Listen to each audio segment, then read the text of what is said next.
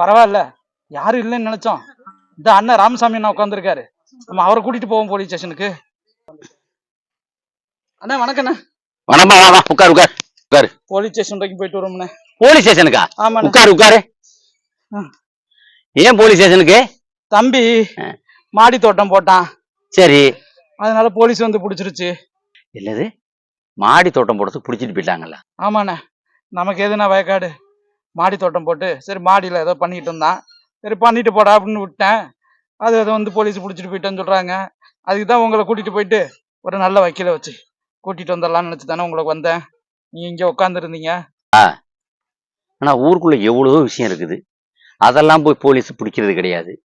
என்ன, ரெண்டாவது படிச்சவனுக்கு வேலை கொடுக்கறதும் கிடையாது.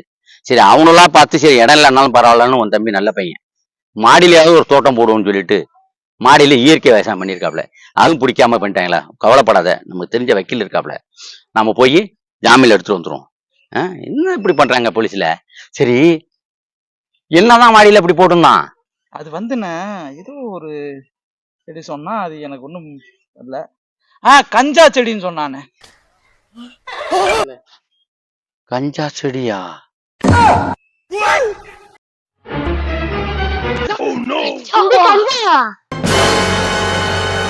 கஞ்சாவா?